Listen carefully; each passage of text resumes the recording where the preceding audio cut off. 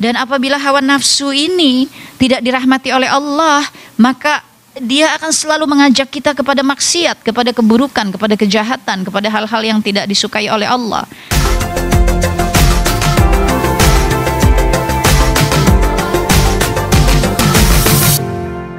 Jika Allah telah menjelaskan tentang istri-istri Rasulullah Shallallahu Alaihi Wasallam yang terhijab, ketika Allah telah menjelaskan tentang perintah Allah kepada para muslimah untuk menjulurkan jilbab, ya, menutupi seluruh dirinya dengan sebaik-baiknya, dan kemudian Allah menjelaskan tentang sifat bidadari di syurga.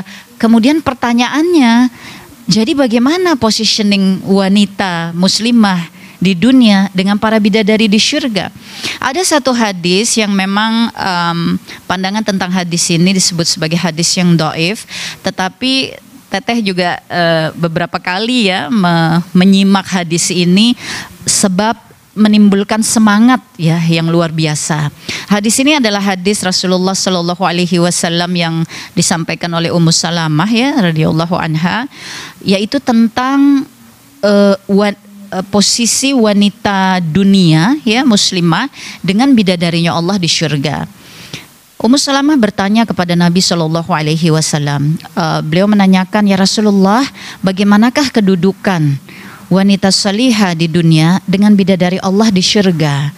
Maka Nabi Shallallahu Alaihi Wasallam mengatakan bahwa sesungguhnya kedudukan wanita salihah dunia dengan bidadari Allah di syurga itu bagaikan pakaian yang tampak bagian luarnya dan yang tidak kelihatan di dalam.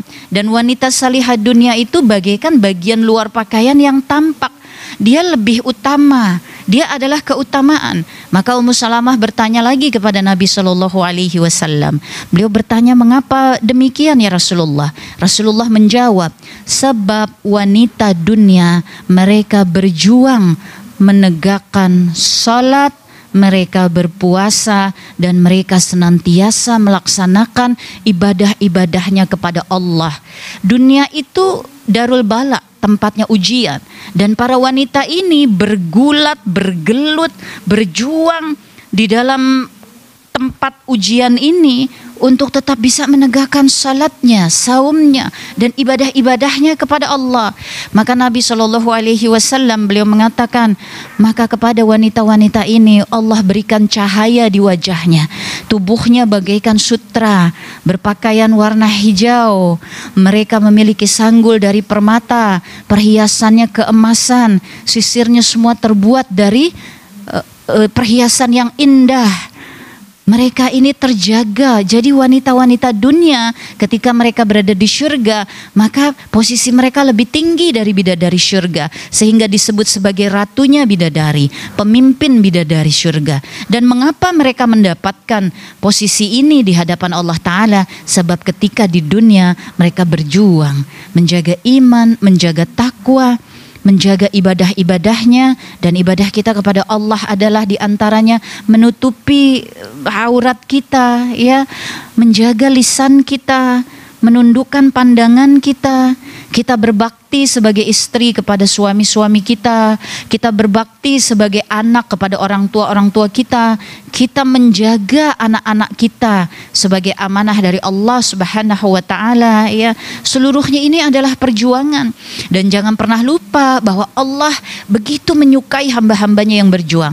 Pada surah Al-Ankabut ayat terakhir, di sana Allah menjelaskan bahwa barang siapa hamba-hambanya yang senantiasa berjuang, bermujahadah, mereka jihad untuk mencapai keridhaan Allah kepadanya, maka Allah berjanji bahwa Allah akan selalu memberikan petunjuk, jalan-jalan yang baik kepada hamba yang demikian.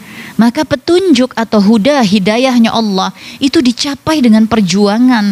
Dan perjuangan inilah yang akan menghantarkan diri kita senantiasa tertuntun oleh tuntunan Allah Subhanahu wa Ta'ala. Bahkan dalam keadaan yang menurut kita paling tidak mungkin, jika kita tegakkan iman kita, takwa kita, bahkan dalam keadaan yang paling sulit kita bergulat, bergelut, berjuang agar iman tetap tegak, maka disinilah datang pertolongan Allah, petunjuk-petunjuk Allah kepada kita. Jangan lupa Allah juga menyampaikan pada Al-Baqarah 214, hamba-hambaku, jika benar menginginkan syurga, apakah kalian kira tidak akan diuji seperti orang-orang sebelum kalian? Mereka diuji dengan malapetaka, diuji dengan kesusahan, digoncangkan dengan berbagai macam rupa jenis ujian. Sampai Rasul dan pengikutnya pun bertanya, "Ya Allah, kapan pertolonganmu tiba?" Kata Allah, "Sesungguhnya pertolonganku amat dekat." Maka mengkaji ayat ini, semakin Allah tempatkan kita pada suatu perintah yang sulit, pada suatu keadaan yang sulit, maka sesungguhnya disitulah Allah makin dekat, amat sangat dekat kepada kita. Maka jika kita merasa bahwa kita sedang berada di keadaan yang demikian, mau menutup aurat, ya Allah, tantangannya luar biasa. Mau meninggalkan riba, ya Allah, susahnya luar biasa. Ya. Banyak hal yang kita ingin tegakkan, tapi kok susahnya luar biasa. Ingatlah bahwa memang dalam keadaan sulit Allah itu sangat dekat, ya. Dan ini pertanda bagi orang-orang yang mungkin sering mengalami keadaan-keadaan sulit, Allah menjaganya daripada kelalaian, Allah menjaganya daripada keterikatannya pada dunia. Allah menjadikan orang-orang ini sebagai orang-orang yang berada di dalam jalur untuk senantiasa mempertahankan prosesnya menuju surga. Oleh karenanya Allah ikat dia dengan kesulitan-kesulitan agar dia senantiasa mencari jalan kebenaran. Ini Al-A'raf 168, bahwa sesungguhnya Allah memberikan ujian, kesenangan dan musibah agar kita senantiasa mencari jalan kebenaran. Wallahu a'lam bishawab.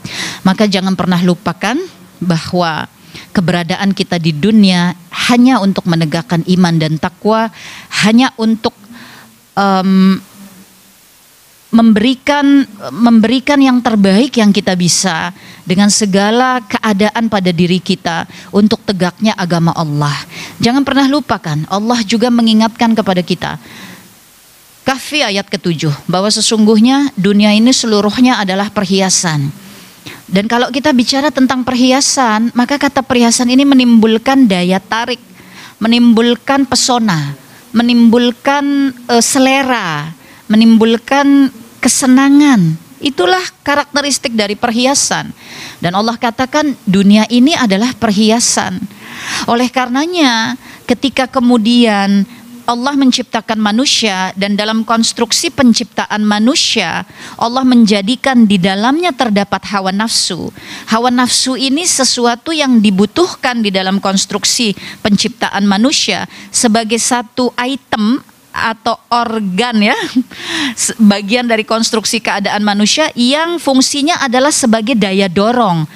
Dengan hawa nafsu ini kita punya rasa ingin, kita punya selera, kita punya keinginan, ya. Inilah fungsi hawa nafsu ditempatkan di dalam ciptaan Allah yang bernama manusia. Tapi kemudian Allah yang memberitahu bahwa apabila misalnya Allah katakan pada surah Yusuf 53, hawa nafsu yang tidak dirahmati Allah, dia akan selalu menyuruh pada kejahatan. Hawa nafsu itu adanya di dalam manusia, dan apabila hawa nafsu ini tidak dirahmati oleh Allah, maka dia akan selalu mengajak kita kepada maksiat, kepada keburukan, kepada kejahatan, kepada hal-hal yang tidak disukai oleh Allah. Ya, hawa nafsunya ada di dalam manusia, maka manusianya mesti menjaga dirinya agar senantiasa bisa mendapat rahmat dari Allah Ta'ala. Pada surah Al-Ma'idah ayat ke-28, 29, 30 ketika Allah menyampaikan tentang putra-putra Nabi Adam alaihi salam, ya, Kabil membunuh Habil, maka di sana Allah menyampaikan sebab ia membiarkan hawa nafsunya, ia tidak mengendalikan hawa nafsunya, ia tidak menjadi pemimpin dari hawa nafsunya, tapi hawa nafsunya menjadi pemimpin bagi dirinya. Hawa nafsunya menjadi penjajah bagi dirinya, bukan ia yang mengendalikan hawa nafsu. Padahal hawa nafsu hanyalah salah satu bagian dari penciptaan manusia. Maka jangan biarkan hawa nafsu menjajah kita, wahai muslimah. Jangan biarkan dunia yang berupa perhiasan ini lalu bertemu dengan hawa nafsu dan kemudian membuat kita kesulitan untuk mengatasi segala godaan-godaannya.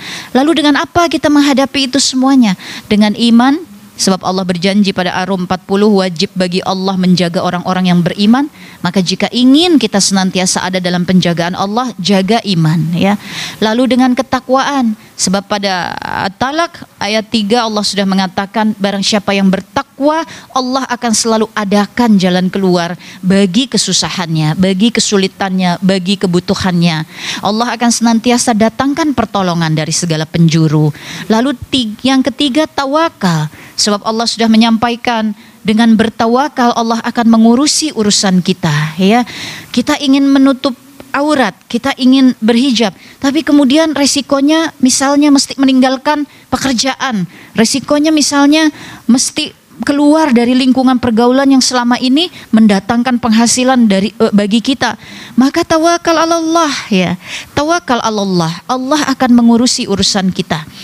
Ada iman, ada takwa, ada tawakal. Inilah rumus dari Allah Subhanahu wa taala untuk menghadapi segala situasi apapun di dalam hidup kita. Terakhir yang jangan lupa, tentu menjalankan perintah Allah butuh kesabaran, ya. Butuh kesabaran. Sabar ini rumus utama dari seluruh apapun, seperti Allah sampaikan dalam Al-Baqarah 153. Bismillahirrahmanirrahim. Ya ayyuhallazina amanu sta'inu bisabri wassalah. Innallaha ma'as sabirin. Shadaqallahul adzim. Bisabri wassalah. Wahai orang-orang yang beriman, carilah pertolonganmu dengan sabar dan salat. Sesungguhnya Allah membersamai orang-orang yang sabar. Carilah pertolonganmu dengan sabar dan salat. Dan pada ujung ayat ini, innallaha ma'as sabirin. Sabarnya yang Allah sebut lagi. Sabarnya yang Allah sebut lagi. Allah membersamai orang-orang yang sabar. Sebab salatmu membutuhkan kesabaran. Allah bersamai orang-orang yang sabar. Maka sabar itu rumus dalam segalanya. Rumus dalam ibadah kita, rumus di dalam kehidupan kita, rumus di dalam melaksanakan pernikahan, rumus di dalam mengurus anak, rumus di dalam berbakti kepada orang tua, rumus di dalam thalabul ilmi, rumus di dalam segalanya. Sabar. Sabar, innallaha ma'as sabirin. Allah membersamai orang-orang yang sabar, ya. Allah akan senantiasa ada bersama orang-orang yang sabar. Maka bersabarlah wahai muslimah, bidadari itu berhijab, bukan bersayap, ya. Sabarlah dalam melaksanakan perintah Allah. Tegakkan salatmu, saummu, seluruh ibadah-ibadah kepada Allah. Semoga Allah ridha, semoga Allah mau memandang kita, dan semoga insya Allah pada akhirnya Allah berikan predikat Ratu Bidadari. Insya Allah kita bisa masuk janahnya Allah Ta'ala. Insya Allah kita bisa hidup kekal di sana. Insya Allah tidak ada kesusahan apapun lagi. Insya Allah seluruh keadaan dunia kita terbayar. Bertahanlah terus di dalam pergulatan dan perjuangan menegakkan iman, sebab ganjarannya adalah keabadian. Kelapangan dalam keabadian. Terakhir Nabi Shallallahu Alaihi Wasallam, beliau sudah menyebutkan bahwa sesungguhnya bagi orang-orang yang beriman, bertakwa, bagi mereka yang salih-salihah, mereka yang berjuang senantiasa menegakkan agama Allah, Allah sudah menjanjikan ganjaran yang tidak ada rasa yang pernah merasakannya, tidak ada mata yang pernah melihatnya, tidak ada telinga yang pernah mendengarnya. Seluruhnya adalah kenikmatan yang tidak bisa dijabarkan dengan kalimat, kata, rasa, penglihatan, pendengaran yang manapun, tidak bisa dijabarkan.